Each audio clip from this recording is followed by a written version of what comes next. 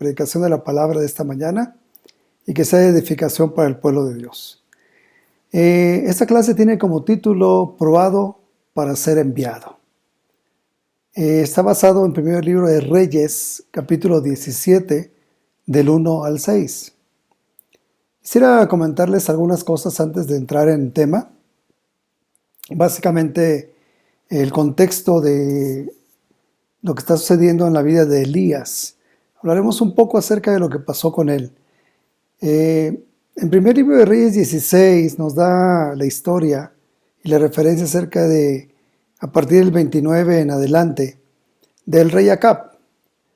El rey Acab es un rey que está tomando el reinado en Israel. Llega a ser rey durante 22 años al lado de su esposa Jezabel. Resulta que esta pareja pues son una pareja que tiene una vida de idolatría. Están realmente, el rey Acab, dice la escritura que ni siquiera se puede comparar la maldad de lo que otros reyes habían hecho antes que él. Ni siquiera su padre, Omri, había hecho tantas maldades como él. Así de que se combinaron aquí dos personas que estaban totalmente en contra de Dios.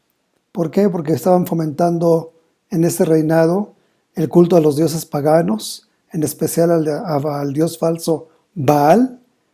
Y Jezabel, pues es la esposa perversa, autoritaria, una mujer de mal carácter, llena de vicios y que es muy fanática de la hechicería.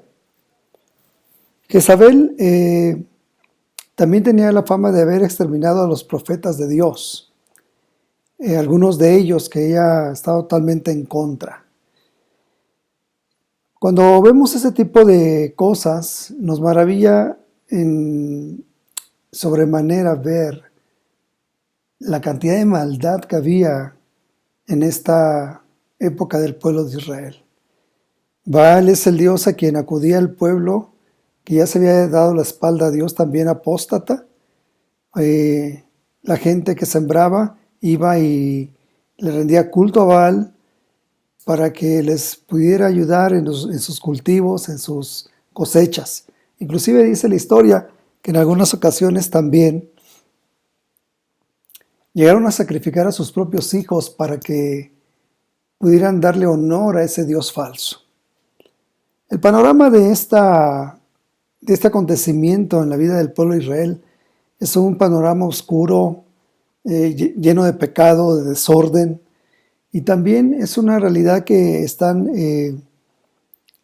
viviendo en una gran adoración falsa. Están adorando a Dios, a sus dioses a su manera, y justamente tendríamos que hacer una reflexión acerca de cómo también vivimos en una sociedad en la actualidad que dice que ama o que honra a Dios a su manera, donde realmente muchas personas llaman a lo bueno lo llaman malo, a lo malo lo llaman bueno. Vivimos una decadencia de valores, tanto espirituales como morales. Es tremendo ver cuánta mentira, cuánta corrupción, cuánta inmoralidad hay, pero más tristemente cuánta gente ha apartado su corazón de Dios. Inclusive en esos tiempos de pandemia, parece que la gente ha detonado pecados que ni siquiera se hubiesen imaginado que pudieran vivir. Hoy escuchaba las noticias cómo ha acrecentado mucho la violencia intrafamiliar, por ejemplo. Qué triste es ver que el esposo ya no aguanta a la esposa, que hay pelea en las familias. Ojalá que eso no esté pasando en la tuya. Pero lo que tenemos que pensar es, vivimos una sociedad tan oscura y tan difícil como en aquel tiempo. Antes llamaban dioses falsos, ¿no? La misma Jezabel hizo una estatua a una diosa que era Acera, que tenía que ver con la fertilidad y con la inmoralidad.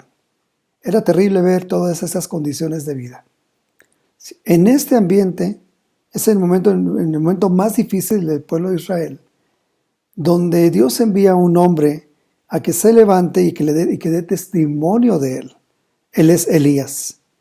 Elías, por cierto, su nombre significa el Señor es mi Dios. Entonces, en este ambiente viene Elías y vamos a ver qué es lo que nos dice la escritura en el libro de Reyes 17:1. Así es como aparece Elías en escena. Elías era un profeta de la aldea de Tisbe que está en Galad. Fue y le dijo al rey Acab: vengo de la presencia del Señor viviente. Vengo de la presencia del Señor viviente. Fíjate, hermano, está diciéndonos que la escritura que él había estado en la presencia de Dios, que era Dios quien lo estaba enviando. Y con ese valor se pone ante el rey Acab y le menciona: por su poder, te aseguro que ni la lluvia ni rocío caerán en los próximos años hasta que yo dé la orden. Más adelante dice, en el versículo 2, entonces el Señor le dijo a Elías: vete de este lugar hacia el oriente y escóndete cerca del arroyo de Kerit. Piensa en esa palabra, Kerit, que está al otro lado del Jordán. Versículo 4, podrás beber agua del arroyo. Y he mandado a los cuervos que te lleven comida. Elías hizo lo que el Señor le dijo y fue a vivir cerca del arroyo de Kerit, al oriente del río Jordán. Versículo 6, cada día los cuervos le llevaban carne y pan, tanto por la mañana como por el atardecer, y bebía agua del arroyo. Como no había lluvia después de un tiempo, se secó el arroyo. Bien, es bien interesante esto que estamos hablando porque Elías se presenta ante el rey Acab, recordemos, en este ambiente tan difícil. Había no solamente un par de dioses falsos, tenían tantos dioses falsos que se contaban tal vez hasta por miles. La apostasía es justamente darle la espalda a Dios y adorar otros ídolos. Este era un rey apóstata que estaba totalmente en contra. Pero cuando Elías se presenta, le dice que va a haber una gran sequía. Y Dios le da dirección específica porque Dios está trabajando en el profeta. Y le dice, tienes que irte del otro lado del arroyo de Kerit. La palabra Kerit significa en hebreo cortar, separar, destruir, consumir. También tiene que ver con reparar, con refinar en un horno. Es maravilloso, ¿verdad? Cómo los significados de las palabras nos pueden dar un mayor entendimiento de la palabra de Dios un poco más profundo. Antes de ir a Dios, todas las personas necesariamente tenemos que pasar por Kerit. Es decir, a veces Dios corta y justamente puede, inclusive en estos tiempos de pandemia, estar cortando tu confianza, estar cortando tu ánimo, está cortando tal vez esas cosas que las cuales dependías tanto y hoy se ven coartadas. Le dice Dios a Elías, te enviaré del otro lado donde va a estar seco en breve. Sí había agua, pero va a haber un momento donde ya no la va a haber. Y cuando uno está del otro lado del arroyo, hablando en sentido figurado, lo que significa es que Dios está puesto del otro lado, que hay una división. Y del otro lado es donde iba a haber carencia, donde iba a haber sequía, donde tal vez la autosuficiencia de una persona iba a estar probada, como la de Elías. Es donde Dios le dice a Elías, te voy a llevar a un lugar donde vas a aprender a depender de mí por completo. Llegará el momento en el que tengas no que comer, en el momento en el que ya no tengas ni siquiera que beber. Pero no te preocupes, enviaré a los cuervos que te den comida por la mañana y por la tarde. Y aquí vemos la maravillosa manifestación del poder de Dios. Hace tiempo, cuando yo conocí la palabra de Dios, antes de yo poder venir a hacer una vida al lado de Él, Y también recordarás tú tal vez, hermano, cómo ha sido tu vida anterior. Dios nos trajo, pero antes de traernos a Él, primero nos enseñó cuán cortados estábamos por dentro, cuán destruidos, cuán separados de Él. Así es de que antes de venir a Él también no solamente nos mostró lo mal que estábamos, pero también nos reparó y después nos refinó como si estuviéramos en un horno. Él quitó todas nuestras impurezas. No significa que seamos perfectos. De hecho, somos pecadores, perdonados por Dios. Pero todos los días tenemos que seguir adelante. Te estoy hablando de un antes y un después. En estos días, la pandemia, ¿qué te ha robado? Tal vez te ha robado tu confianza, tu ánimo. ¿Qué te ha robado? Tu paz, tu empleo, tu sueldo, tu salud, tu seguridad. Es probable que te ha quitado muchas cosas esta situación de vida que nadie pedimos tener. Pero puedes estar seguro de algo. Antes de que Dios te quiera usar para un propósito, así como fue llamado Elías, que fue probado para ser enviado, y ahorita vamos a ver por qué. Antes de que Él te llame, Él te va a llevar al arroyo de Querit. Pero porque Él te quiere enseñar lo que te falta y cómo Él te puede sustentar. Jóvenes, es la realidad. Dios a veces parece que nos ha quitado, pero es porque Él tiene un propósito para devolvernos. Es que no se desanimen, todo tiene un plan. Y también esta prueba para Elías tenía un periodo de prueba, un periodo de tiempo, pero no es para siempre. Nunca Dios manda pruebas que se prolonguen por siempre. Todo termina y tendremos que ser refinados para estar mejor de lo que alguna vez estuvimos. Entonces Elías obedeció en la práctica, como dice aquí. No estaba obedeciendo en la teoría. No era como decir, soy cristiano de palabra, sino realmente estoy viviendo y haciendo la voluntad de Dios. Elías se enfrentaría posteriormente a los sacerdotes de Baal, a los profetas de Baal, a los profetas también de la diosa Acera, diosa falsa es Acera. Pero es cierto que hoy en día podemos reconocer que hay tiempos de austeridad, tiempos de oscuridad, así como también hay tiempos de carencia, y estamos enfrentando los tiempos de pandemia. Y cuando estamos enfrentando todo este tipo de pruebas, nosotros tenemos que pensar que Dios quiere enseñarnos algo muy valioso, muy poderoso. Y quisiera que vayamos otra vez a recordar Querit. ¿Saben algo? Cuando hay austeridad, Querit nos dice que Dios va a destruir la austeridad. Cuando hay oscuridad en la vida, también Dios dice que Él va a separarla de la luz. Cuando tenemos carencias de la vida, Él dice que Él va a cortar las carencias y va a llegar el momento de abundancia. Como también la pandemia, Dios tiene el poder de Querit para consumirla. Seguramente tenemos que pensar qué tiene que ver esto con nuestras vidas. Hay dos enseñanzas que son impresionantes para poder entender lo que Dios quiso enseñar a Elías. Y en ese proceso recordemos que Él llamó a Elías para probarlo porque Él pensaba enviarlo. Muchas veces tenemos que preguntarnos cuántas veces queremos que Dios nos envíe a una misión, a una victoria, a un crecimiento. Pero nunca va a haber crecimiento sin antes hay pruebas. Tenemos que ser probados. Y aquí dice justamente que dos cosas. La primera, permanecer seguros en Dios. Tuvo que aprender esto, Elías. Sí, he sido llamado, pero tengo que ser seguro en mi Dios. Y en cuanto a qué, a su protección. Elías tuvo que aprender a ser seguro en la protección de Dios. ¿Por qué? Recuerda que llegó en un ambiente muy negativo para el pueblo de Israel. Y había miles de dioses falsos y seguramente también mucha gente quería dañarlo. Pero Elías tenía un convencimiento de agarrarse de Dios.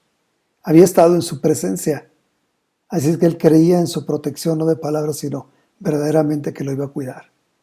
También tenía que estar seguro en su providencia.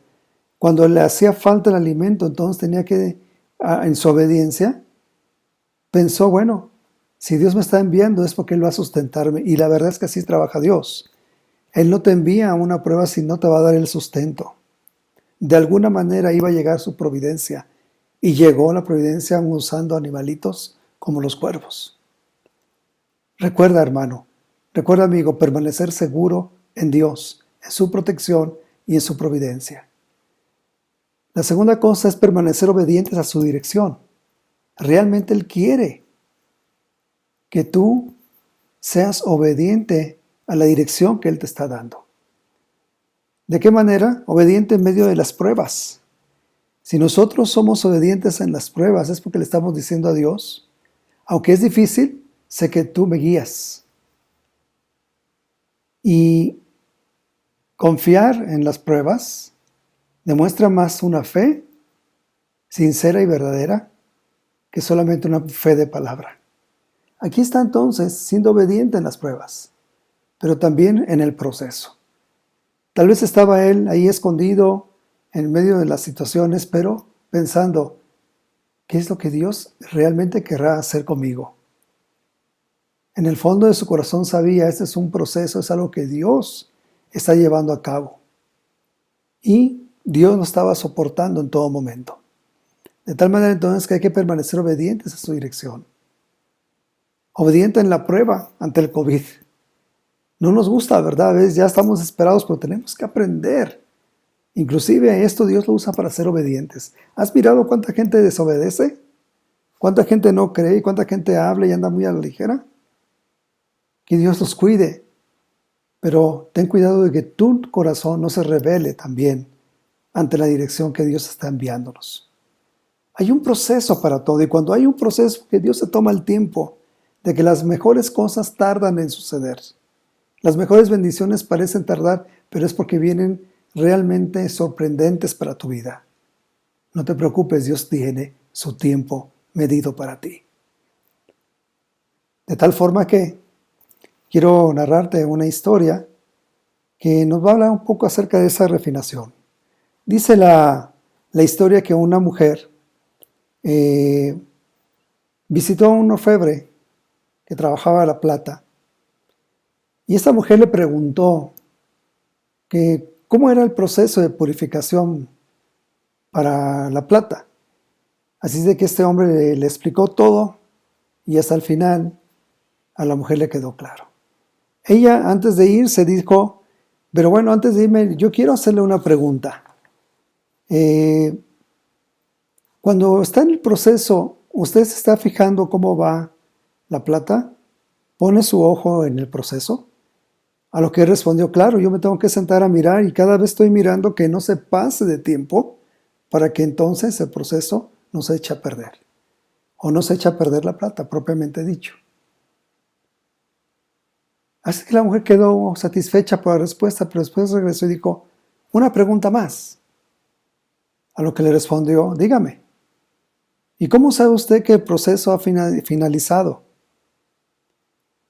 A lo que él respondió, cuando yo puedo mirar mi cara en la plata, el proceso ha terminado. Cuando puedo mirar el reflejo de mi rostro en la plata, es porque he acabado. Y de ahí entonces que nosotros tenemos que pensar cómo es Dios en nuestras vidas. Él está ya realmente siendo como ese orfebre que quiere purificarnos a través de un proceso. Dios jamás quita su mirada de nosotros, hermanos. No la quita. Aún en tus necesidades y en tus tristezas, hermanos, hermanas. Aún en lo que le hemos pedido que no ha sucedido. No se le ha olvidado a Dios. Él sabe que lo necesitamos y Él va a respondernos. Pero en ese proceso que todavía no termina, algún día terminará. Y entonces cuando en nuestro rostro se vea el rostro de Dios, de Jesús, Cuando podemos reflejar su gloria, podemos decir hoy estamos en otro punto, porque Dios, a pesar inclusive de esta cuarentena, me ha refinado para ser una mejor persona, para su gloria, para su honra, para su servicio. Ojalá y Dios mediante así sea para todos nosotros. Martín Lutero, un antiguo teólogo alemán reformador, un monje católico que inspiró la Reforma protestante, declaró lo siguiente: Dios crea de la nada, y hasta que un ser humano reconozca que Él no es nada, Dios no puede hacer nada por Él. Qué interesante pensamiento, ¿no te parece? Hasta que el hombre reconoce que no es nada, Dios no puede hacer nada por él. Y esto es para los amigos que hoy nos acompañan. Yo quiero animarte a que pienses que si realmente quieres entrar en ese proceso, si tú quieres ser una persona que quiere ser probada para poder ser enviado a hacer cosas mayores, tú necesitas realmente querer conocer la voluntad de Dios, permanecer seguro en Dios cuando Él te llame, creer en su protección, creer en su providencia, y no solo eso, pero permanecer obediente en su dirección y en medio de las pruebas. No importa que el proceso tarde, Dios puede hacer de ti una mejor persona, créelo. Para finalizar, en el primer libro de Reyes 18, versículo 19, nos da una conclusión muy clara, cómo Elías finalmente, antes de llegar aquí al Monte Carmelo, salió de ese valle de Querit y Dios le dice: ve hacia Sarepta. Cuando vas hacia Sarepta vas a encontrar una viuda con un hijo. Ella te va a dar el alimento ahora.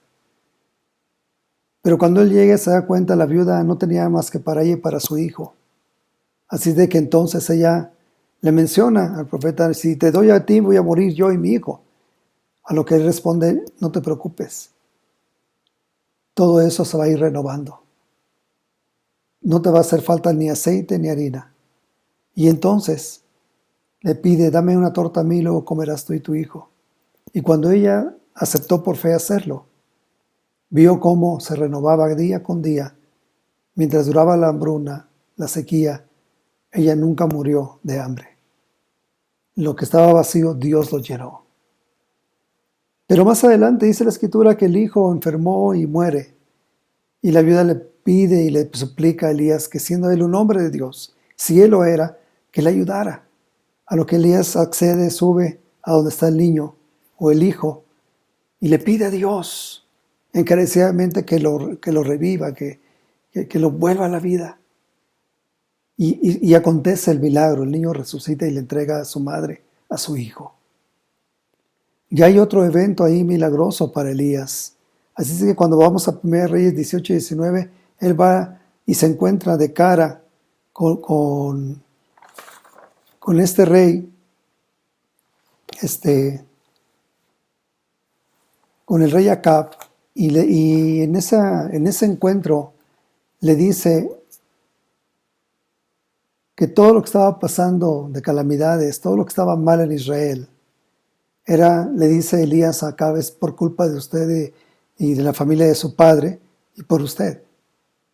Por eso están pasando todas estas calamidades. Le pido que lleve a los 450 profetas de Baal al Monte Carmelo. También lleve a los 400 profetas de la diosa falsa Acera. Vamos a probar quién es el verdadero Dios. Y conocemos la historia. Cuando los profetas de Baal fallan, Dios no falla. Y el reto era que bajara fuego del cielo. Y cuando Elías le ruega a Dios, el fuego del cielo quema el holocausto. Y entonces todo el mundo dice: es Dios, el Dios vivo, es el Dios que reina, Él es el que debe regir nuestras vidas. Y reconocen de gran manera a Dios. Elías va y persigue a los profetas y les quita la vida. Y esa historia es maravillosa, pero ¿cómo concluimos para poder sacar una aplicación para nosotros. Primero que nada, todos nosotros somos como un arroyo seco, pero también no solamente somos como un arroyo seco, somos como tinajas vacías. Eso fue lo que tuvo que aprender Elías, de la sequía a una tinaja vacía y a un cuerpo muerto. Todos traían enseñanzas, la sequía, el Kerit, la tenía que enseñar, era depender totalmente de Dios. Era el profeta que estaba siendo transformado a un gran hombre de Dios. Después la tinaja vacía, cómo Dios sustenta constantemente y Él nunca en su providencia nos va a abandonar. Debes confiar en eso. Luego el cuerpo muerto del Hijo, cuando logró entender que pidiendo a Dios en su fe podía acontecer ese milagro y aconteció. Él era un hombre totalmente pasado por fuego, por el horno y refinado. Ahora tenía el valor también para ir y hablar con Acab y hacer esta manifestación de poder para la gloria de Dios. Yo creo que todos aquí podemos sacar nuestras propias conclusiones. ¿Qué va a ser el Kerit en tu vida? Hemos sido probados, hermanos, para ser enviados. Recuerden esto, Dios ya nos reparó, ya nos refinó y seguirá su obra en nosotros. Amigos, queremos invitarlos a conocer la palabra de Dios, para que también tú seas probado para ser enviado. Estudia la palabra, conoce la Biblia y maravíllate de todo lo que Dios puede hacer por ti y por todos los tuyos. Que Dios les bendiga, a Dios sea toda la gloria, nos vemos pronto.